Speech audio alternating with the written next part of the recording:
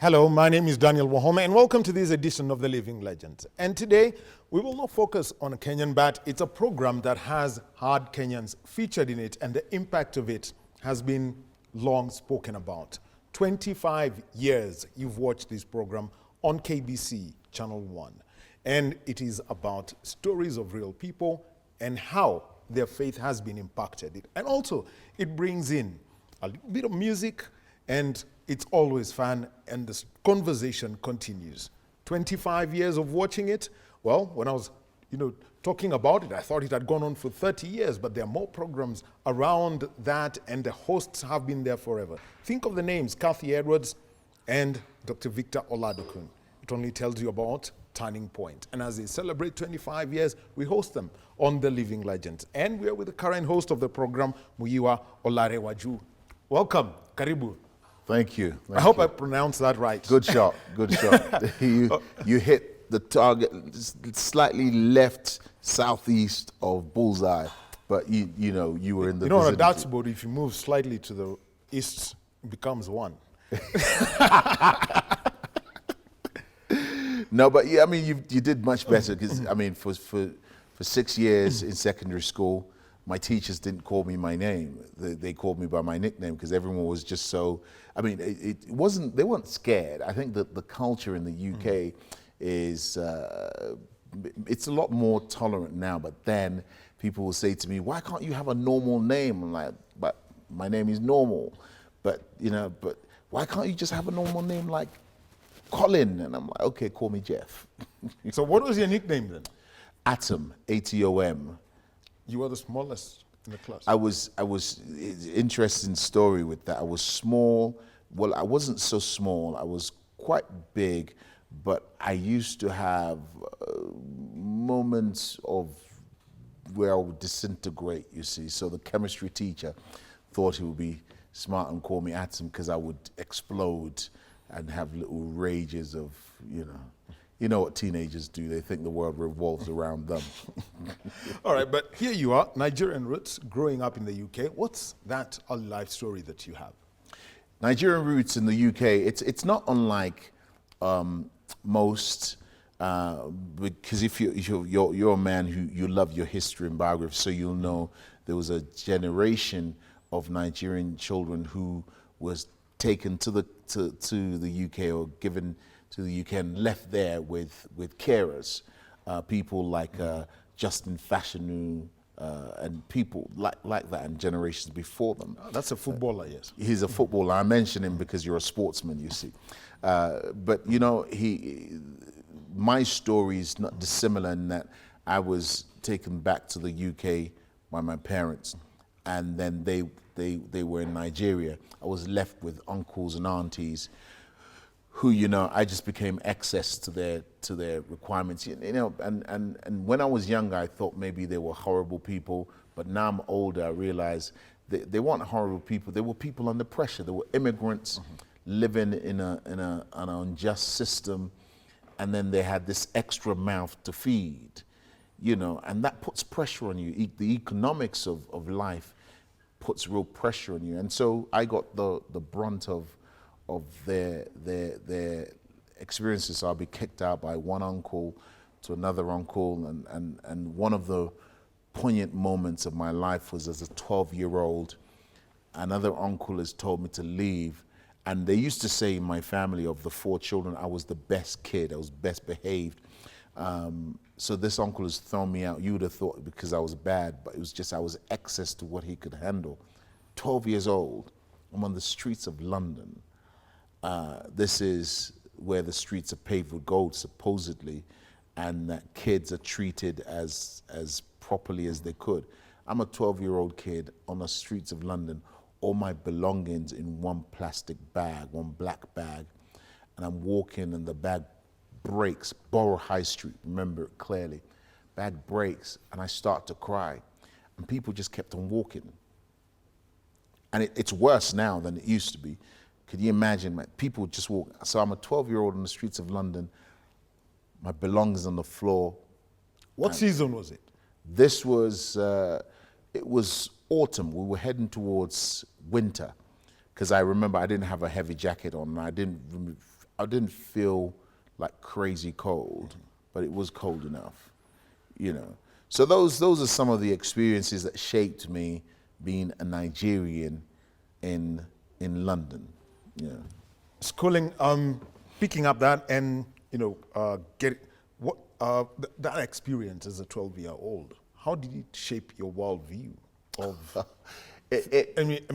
the UK, London, and, interacting with people of different, from different backgrounds and, so to speak, even different races?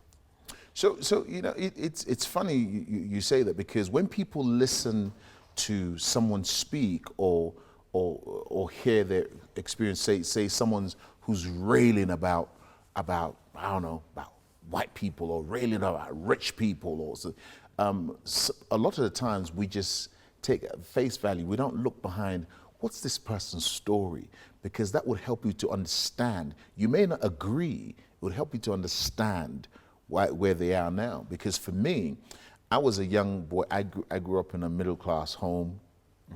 Everything was cool. Private schools, chauffeurs, all that sort of stuff. So here I am in London, and I'm on the streets with I'm busted. Part of the reason being, the same president who is in power now in 2022 in Nigeria was the one in power then. And the same thing happened in economic downturn. So my parents had hit a real hard time. And Okay, so the Buhari times, at that point, Nigeria, we know they were changing governments, coups after coups after coups. What was it that, would take what you call a good life in Nigeria to this one? What was the idea then? So the idea is not changed, because people ask us the same question. They say, and you hear it a lot from critiques of travelers, say, well, if your country is that good, what are you doing here? Well, the reality is, actually, it's that good, but it's not that good. It's that good for some, but not that good for some. So for my parents, they went from, my mother was a broadcaster, my father was an academician. They lived well. And then when the economic crash came, it meant 1 naira, which they would send to pay fees, became less than 20 pence or 20 cents or whatever. So you then end up having to find 7 times the amount to feed 1 meter. And then you have to weigh up. And I understand it now as an adult and a father myself. You weigh up and think, if my child stays in this environment, I can't give them what I consider to be best. But if I get them out and put them in this environment where I have access to, they can have something of the best. But what we don't consider is the anthropological part of that, where they're in a different environment. There's a set of norms that says, you are this color, this sound, so you belong here, and all those things. So for my parents, it was just a case of, we need to give this boy a good future and get him out of this crashing, burning plane. There you are, and 12 years old, moving on, getting into, secondary education, moving on to tertiary education. Just tell us about that part and how it really formed you, to get into, music, which is your first love, and later broadcasting. Absolutely. So I went to Archbishop Tennyson's grammar school, whoop, whoop, plug, but it was a horrible experience. It was an absolute nightmare experience. I remember being called an effing African. I remember being called, let me tell you, I would get to my classroom and there'll be bananas on my table. It was harrowing, but it was cool, because what they didn't realize was I didn't have lunch. So, and I thank God that my early years, and the psychologists would say the first 7 years of a child forms a child. I thank God for those 7 years in Nigeria because it gave me the confidence. Even though I was broken, it gave me confidence. So I would look at the banana and think, oh, well, I'll eat the banana. They were hoping it would, I mean, it did mar me, but I didn't feel like a monkey because I knew who I was, you know. And that was what I grew up with. I grew up with people who thought I was less than. And the funny things, years later, bro, I'm doing concerts at venues, and some of these people bought tickets to come and watch me in concert. And honestly, I wish I was as good a Christian as I should be and just say, kumbaya, let's all hug. I'm looking at them thinking, yeah, security, bring them through. So you have a turning point when you get onto the stage. Absolutely, a massive one. All right, now music and getting into performing. How did this come about? So my family are a bunch of creatives. My mother, when she was alive, was a singer. My father couldn't sing to save his life, you know, but, you know, he was a very supportive creative. My mother was not only a broadcaster, but also a musician. So I think we got it from there. So as we were growing up, we would, as a family, 4 of us, 2 girls and my younger brother, we would sing songs in the evenings. I remember my first ever song I wrote was about food, and someone's watching thinking, I understand, that's how come you're so fat. But, you know. All right, okay, now, I wouldn't let you get away with that. One verse from it. One verse? Yes. Woo! Man, I don't know what song to sing. No, your very first song. My very first? Yes, the one you wrote about food. About food. Oh no! This will probably ruin my credibility because we're in the digital age. They're gonna share this on YouTube. No, Can you imagine memes of me singing a song about yam? Yes, do it. Fufu. Okay, I'll let you keep imagining it, not for me to give you material to go on YouTube and Facebook. No, it will end up. This program is going to be on YouTube, so eventually you can get. Okay, I'll sing it. I'll sing it, but I'll sing it no later. memes. I'll sing it later. I'll sing it later. No, now. Oh Lord, he's gonna hold me ransom.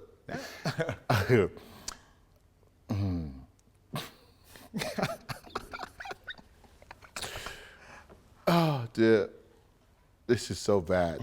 Okay, all right, let's go. Okay, actually, I might just cheat, and I'll just sing one of the folk songs that you'd sing. All right, so let's do that. Epo mbe ewa mbe o ayami oja oe ayami oja lati bibeji. So it wasn't in English. All right, that's in Yoruba. Yoruba, yes. Yes. What does it mean? So there is oil, there is beans, and when there's oil and beans, it's a nice pot of stew we make to eat. And then palm oil. Baby, has to, no olive oil, no sunflower oil, palm oil, the real deal. So that's what that little bit I just talked about, the making of a nice dish, which, you know, if you eat too much of it, you end up being filled with gas and messing up the room as you.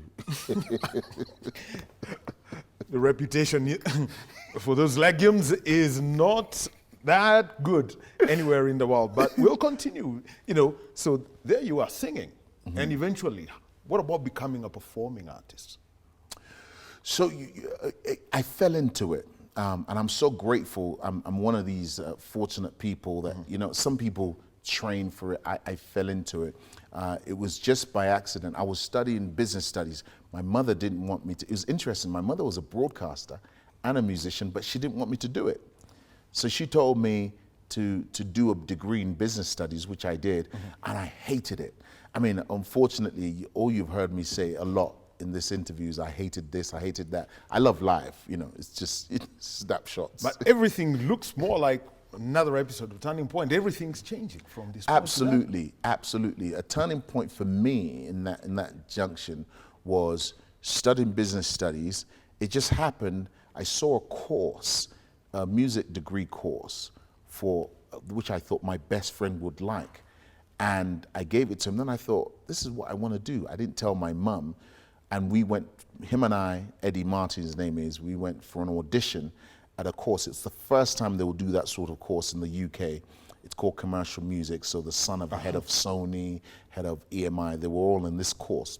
And we had to audition, and they gave me a place, but they gave me a place and said, only if I passed my business studies. So I was doing the first year of a music degree at the same time as the final year of the business studies degree. And I usually say that's where I lost my hair, you know, which is, I mean, that's part of why I lost my hair, but also my heart was broken by a girl. So, you know.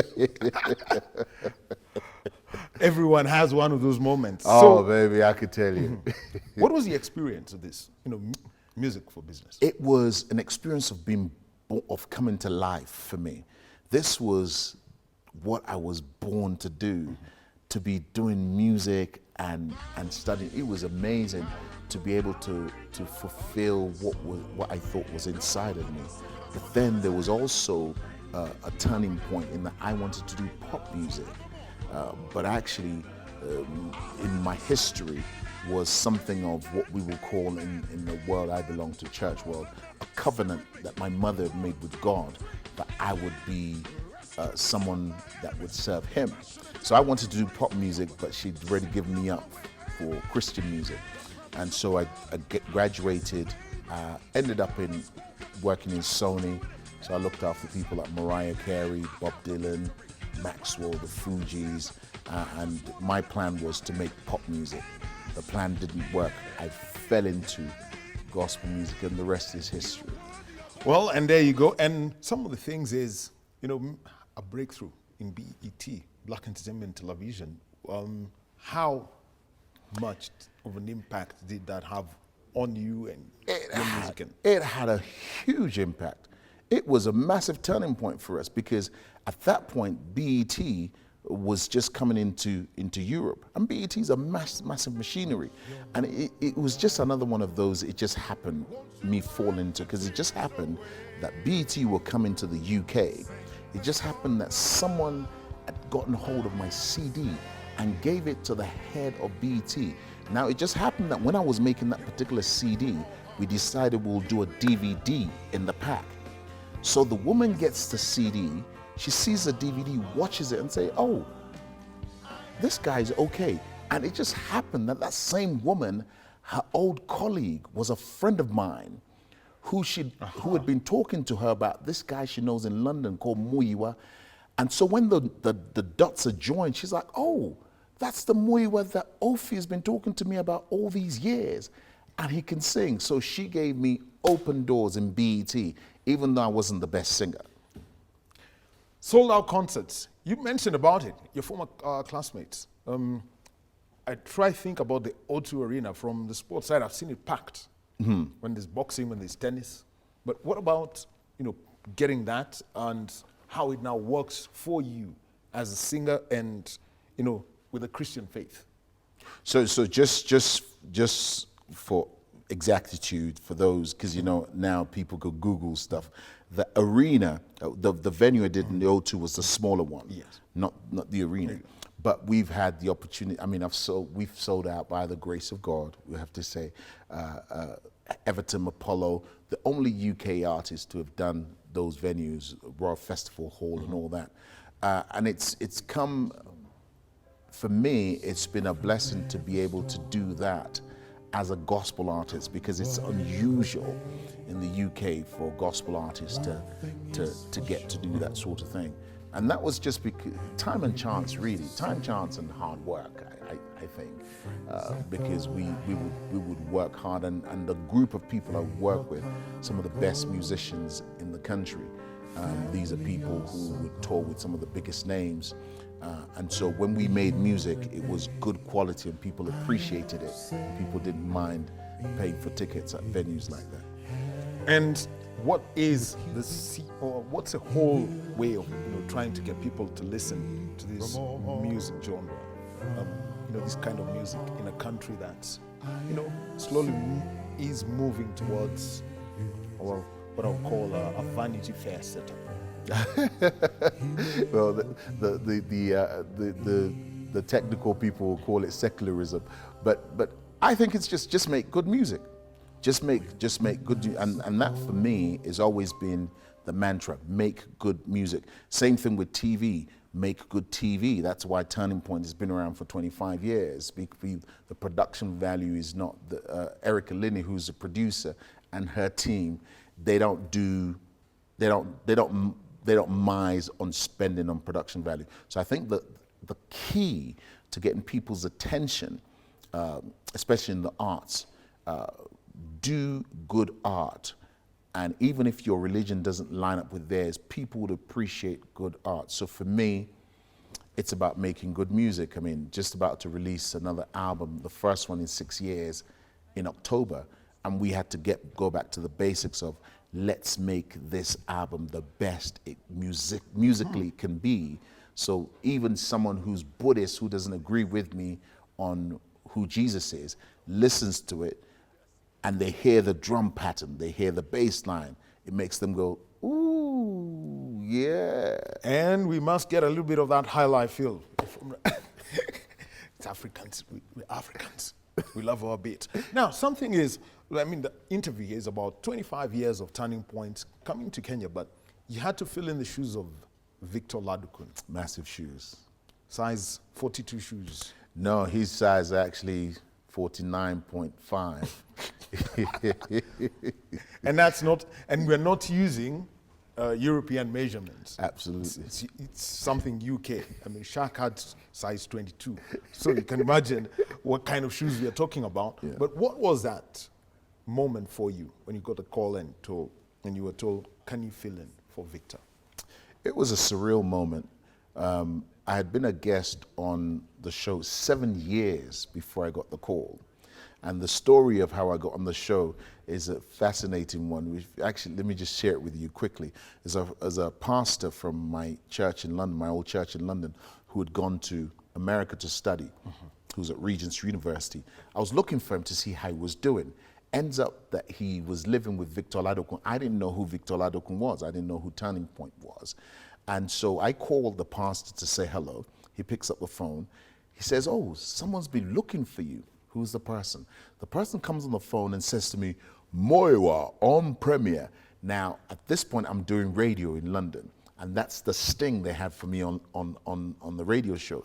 So he had been listening to radio. It then turns out that his sister-in-law had told him about this Nigerian boy on the radio station who comes on and says his full name, Miyuwa Olarewaju, you know. No, all right, just say it in full. Miyuwa Olarewaju Ishola Omorintin Jogwonla. That's how I will introduce myself. So Victor Ladokun heard about this. He starts listening to a radio show, then researches me a bit more, discovers I do music, and then invites me on to Turning Point. This is 7 years before I get the call to be the host after he's left. So when I get the call, it was one of those moments where you think it's surreal, feels like a dream. And to still be in the position doing the show 12 years later definitely is a dream, and something I'm grateful for. Grateful for coming to Kenya and hearing people say, man, you blessed me, you changed my life, yada, yada, yada. It's something, you can't take it too lightly. You can't take it lightly at all. It's an honor. And the format of Turning Point is people tell their stories, real life stories. What are some of the stories, that you will say, I will take a long time, it will take a lifetime for me to forget this person telling his story about how his life changed? You know, I said it to somebody else earlier on. It's just like you asking me which one of my children is my favorite. You know, like, come on, man, you can't ask me that. But the stories are so impactful. You know, in the early days of doing Turning Point, when I would go to Virginia Beach to record, because that's where we used to, we still record it there, it's just COVID changed things slightly. I would come back from America feeling drained because of some of the stories. Someone who as a child was raped by their uncle, and then they get to end up in prison, and those things, they really would drain me. But when we talk about stories I will never forget, there's so many of them, but if I can use a couple, one that you might be able to relate to here. One of our most watched and most loved stories of a young man who they call the Golden Voice, Johnson Mokwaze, and his story of life in the ghetto and being broken to where he is. That's one. Another one will have to be one that was just in the last day or two, whilst being here, being on a TV show, a radio show with one of your personalities here. And I share my story of how I got to where I am. A young man hears and he calls CBN, the organization that makes Turning Point, and asks that he wants his life changed. He wants a new start. Stories like that for me are deeply moving because it shows you it's more than entertainment, it's more than good TV. This is life changing. Now the other thing is Turning Point. It's got the history of CBN and all that. How do you manage at times, the perception that maybe something was on another CBN program, but Turning Point is the one that looks, Looks bad. Looks like this. People are the same. Yeah, I mean, I don't hide from it. I don't hide from it. It's like we're a family, and my Uncle Jeff is gone to a party. He's gotten drunk. He's gotten on the table dancing, pulled down his trousers. That's my Uncle Jeff. It's not the whole family. And so when you see me at the market and say, look at that boy, his uncle was showing his bomb. It's funny, and we look at it, but anyone with half a brain would realize, okay, that was Uncle Jeff. He just had too much to drink. This kid Miyuwa had nothing to do with that. So for us, we're a family of programs. It's just like, you know how it goes. One of your presenters here does something wrong in a nightclub, and the headlines are, KBC presenter. And the K is bigger than anything else than the presenter's name. So it's the same. And how do I deal with it? I just embrace it. It's part of it. I'm not going to disown my family because one of us needs therapy. And in that process, as you tell the stories, 25 years, why was Kenya picked? Why not Nigeria? Why not Ghana? Why not, say, Cote d'Ivoire? So one of the interesting things about our times, as you know, is social platforms are such a wonderful way to interact with people. So I put up a post on TPI's platform, TPI Zone on Instagram, plug it, follow it. And I said to people, we're celebrating 25 years. What country should we visit? And Kenya was on the list. Kenya was top of the list. And there is such a fantastic relationship between Turning Point and Kenya, not just in terms of the reception, the support, the stories we get to hear. So it was a no-brainer to be able to come. And actually, the Johnson who I mentioned earlier on, his story to date is still one of the most watched stories of Turning Point International.